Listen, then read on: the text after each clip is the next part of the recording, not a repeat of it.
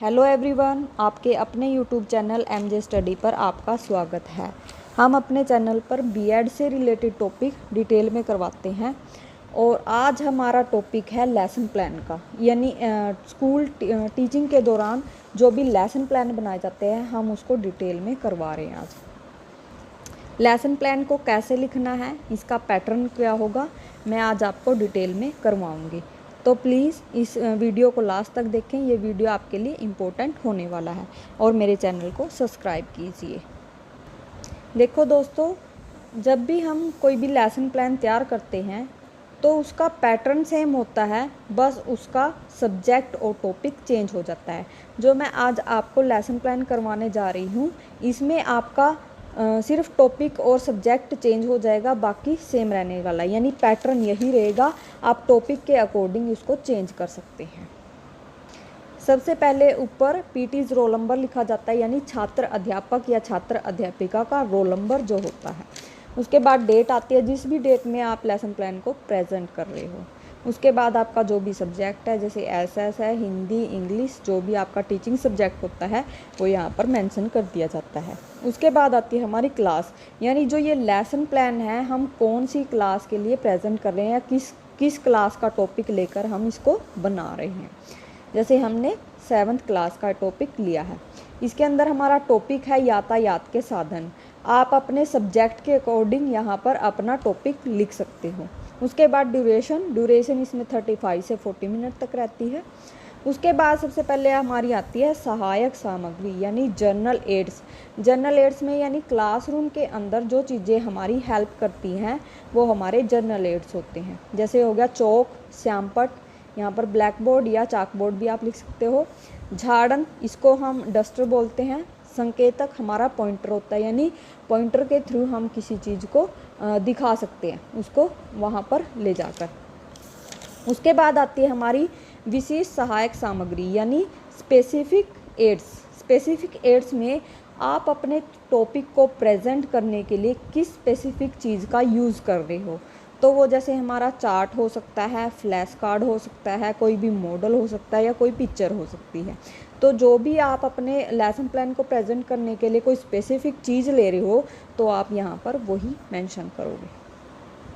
उसके बाद आती है हमारे सामान्य उद्देश्य, यानी जनरल ऑब्जेक्टिव्स। यहाँ पर दो तरह के हमारे उद्देश्य होते हैं, general objectives and specific objectives.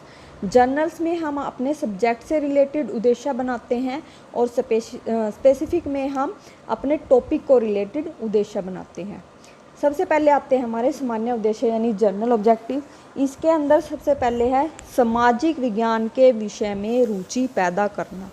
आपका सब्जेक्ट जो भी है, जैसे हिंदी है, एसएस है, इंग्लिश है, संस्कृत है, इकोनॉमिक्स है, कॉमर्स है, जो भी आपका सब्जेक्ट है आप वो लिख के यहाँ पर बना सकते हो। जैसे हिंदी विषय में रुचि पैदा करना। उसके बाद है छात्र तर्क वितर्क करने की क्षमता को बढ़ा सकेंगे। ये आप उद्देश्य एज इट इज सभी सब्जेक्ट में सेम लिख सकते हो। उसके बाद है छात्र कल्पना गति को विकसित कर सकेंगे। ये उद्देश्य जो है वो आप सभी सब्जेक्ट में सेम बना सकते हो। उसके बाद आता है व्यवहारिक परिवर्तन के लिए अनुदेशात्मक उद्देश्य। ये स्पेसिफिक ऑब्जेक्टिव्स होते हैं। ये मतलब हमारे टॉपिक को पढ़ाने के बाद एक टीचर एक बच्चे के व्यवहार में जो चेंज एक्सपेक्ट करता है, ये उसको लेकर उद्देश्य बनाए जाते हैं। इसमें सबसे पहले आता है हमारा ज्ञानात्मक उद्देश्य, या छात्र यातायात के साधनों के बारे में जान सकेंगे, यानी उनको नॉलेज हो जाते है कि ये होते क्या हैं यातायात के साधन। इसमें भी आप चेंज कर सकते हो, आपका जो भी टॉपिक होगा वो यहाँ पर आप लिखकर उसके बारे में लिख सकते हो। जैसे छात्र ट्रायंगल के बारे में जान सकेंगे। जो भी आपका जिस भी सब्जेक्ट का टॉपिक है वो लिखकर आप ऐसे बना सकते हो। उसके बाद आता है छात्र यातायात के बारे में ज्ञान प्राप्त कर सकेंगे। इसमें भी आप यातायात की जगह जो भी आपका टॉपिक है वो लिखकर इस लाइन को कंप्लीट कर सकते हो। उसके बाद आता है बोधात्मक उद्देश्य। बोधात्मक उद्देश्य हमारी बुद्धि से रिलेटेड होते हैं। इसमें हमारी समझ योग्यता विकसित होती है। इसके अंदर है छात्र यातायात के साधनों के बारे में समझने योग्य हो जाएंगे। यानी यहाँ पर भी आप यातायात के साधनों की जगह जो भी आपका टॉपिक है उसका नाम लिख के इसको पूरा कर सकते हो। उसके बाद आते हैं हमारे कौशलात्मक उद्देश्य। कौशल हमारा कोई भी स्किल होता है जिसको हम सीखते हैं, तो इसमें उसको लेकर भी उद्देश्य बनाए जाते हैं। जैसे छात्रों को यातायात के साधनों से संबंधित कौशल प्राप्त हो जाएगा। यानी इसका मतलब ये नहीं है कि बच्चा उस चीज़ को सीख जाएगा। कौशल यानी उससे रिलेटेड जो जानकारी है उसको वहाँ पर वो प्राप्त हो जाएगी। यहाँ पर भी आप अपने टॉपिक का नाम चेंज करके लिख सकते हो। उसके बाद आता है प्रयोगात्मक उद्देश्य। इसमें सबसे पहले आता है छात्र तर्क वितर्क करना सीख जाएंगे। यानी उनके उस टॉपिक से रिलेटेड कोई भी डाउट होते हैं तो वो पूछ सकते हैं या फिर उस अपने डाउट को क्लियर कर सकते हैं, या फिर पूछ सकते हैं कि वो ये चीज़ ऐसे क्यों है या ऐसे क्यों नहीं है। तो यहाँ पर क्या होता है, तर्क वितर्क करना वो सीख जाते हैं। उसके बाद है छात्र यातायात के साधनों के बारे में ज्ञान प्राप्त करके नई खोजें कर सकेंगे। नई खोज मतलब ये नहीं है कि मतलब जैसे उन्होंने यातायात के साधनों के बारे में जाना तो उसमें ये सोच सकते हैं कि इसमें कोई और नई टेक्निक भी आएगी या कुछ और नई चीज़ें इंक्लूड होती है, तो वो इसके अंदर वो सीख जाते हैं। उसके बाद आता है छात्र यातायात के साधनों के बारे में विचार विमर्श कर सकेंगे।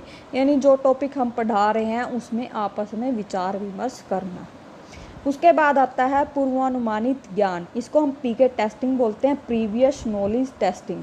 यानी हमने इस टॉपिक से पहले जो भी टॉपिक हमने बच्चों को पढ़ा रखे हैं उससे रिलेटेड जानकारी उनसे निकलवाना या उनसे क्वेश्चन सुनना। तो इसमें हम ये लिखेंगे छात्र, जैसे हमने पीछे वाली जानकारी यानी संचार के साधनों के बारे में पहले से जानते हैं। यानी हम ये एक्सपेक्ट कर रहे हैं कि बच्चे को जो हमने टॉपिक करवा चुके हैं संचार के साधन, उसके बारे में वो जानते हैं सब कुछ। तो इसमें हम दो पार्ट में डिवाइड कर लेंगे। पहले इनमें लिख देंगे पूर्व ज्ञान परीक्षा यानी पीके टेस्ट, और दूसरे में अनुमानित क्वेश्चन उत्तर, इसमें लिख देंगे हम एक्सपेक्टेड आंसर। इस साइड हम क्वेश्चन लिख देंगे। सबसे पहले लिखा है हमने संचार के साधन किसे कहते हैं, तो इधर अनुमानित उत्तर में हम उसका कि बच्चे क्या आंसर दे सकते हैं उसका आंसर हम लिख देंगे। फिर उसके बाद संचार के साधन कौन कौन से हैं, इसके में भी हम बच्चे क्या आंसर दे सकते हैं उसके बारे में हम लिख सकते हैं। उसके बाद जो हमारा आगे नेक्स्ट क्वेश्चन होगा, तो आप इसके अंदर 4 से 5 क्वेश्चन आप बना सकते हो, 3 भी बना सकते हो, 4 से 5 भी बना सकते हो।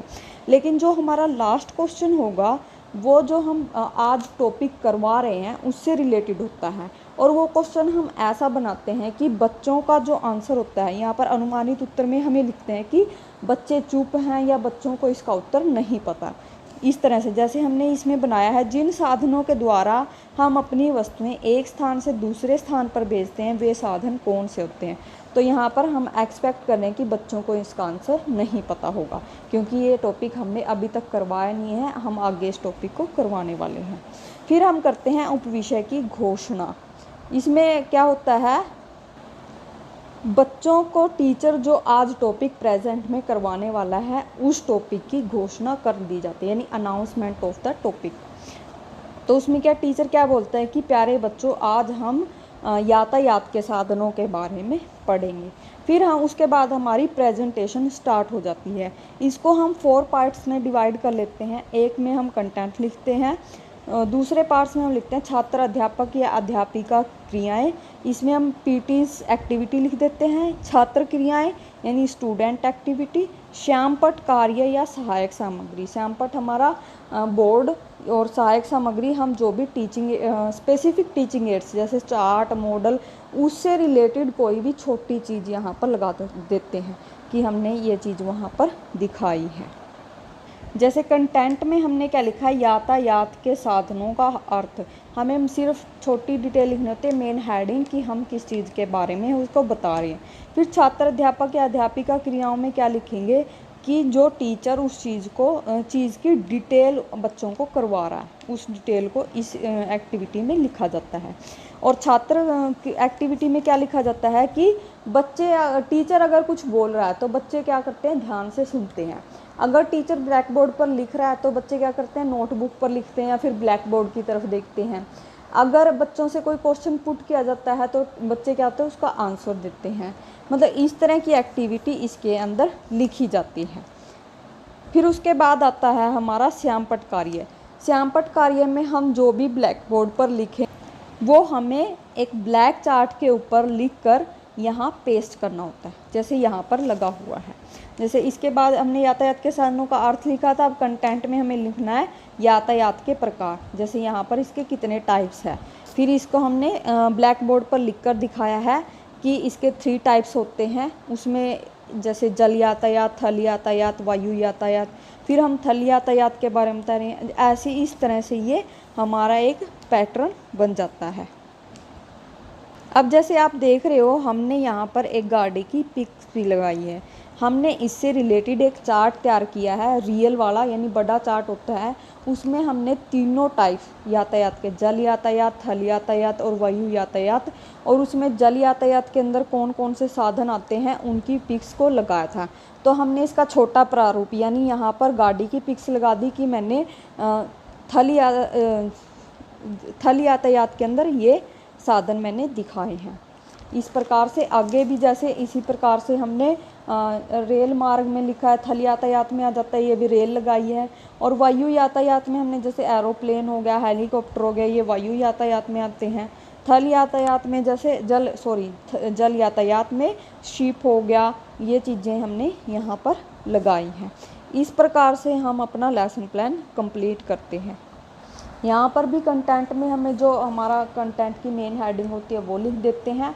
छात्र अध्यापिका क्रियाओं में उनकी डिटेल लिखी जाती है कि वो क्या चीज़ करवा रहा है। और छात्र क्रियाओं के अंदर कि जैसे विद्यार्थी सुन रहे हैं या रुचि ले रहे हैं या फिर ब्लैक बोर्ड की तरफ देख रहे हैं या चार्ट की तरफ देख रहे हैं, इस तरह की एक्टिविटी लिखी जाती है। और श्यामपट्ट कार्य में या सहायक सामग्री में आपकी ब्लैक बोर्ड पे जो भी हम लिख रहे हैं उसको ब्लैक चार्ट पे लिखकर यहाँ पर पेस्ट कर देते हैं, या फिर जो चीज़ हमने चार्ट के ऊपर बनाई है उसकी वो छोटी छोटी चीज़ें बना के हम यहाँ पर लगा सकते हैं।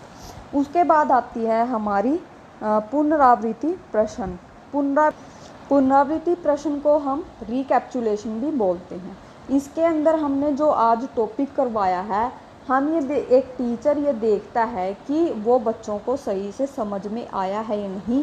इसके अंदर सिर्फ क्या लिखे जाते हैं, क्वेश्चन लिखे जाते हैं। हम 3 से 4 क्वेश्चन यहाँ पर लिख सकते हैं। यहाँ पर आंसर नहीं लिखे जाते, सिर्फ क्वेश्चन यहाँ पर लिखे जाते हैं। फिर उसके बाद बच्चों को ब्लैक बोर्ड पर होमवर्क दे दिया जाता है कि बच्चों आपको घर से ये काम करके लेके आना है। थैंक यू दोस्तों, आज का टॉपिक हमारा इतना ही था। आई होप ये वीडियो आपके लिए हेल्पफुल होगी। थैंक यू दोस्तों।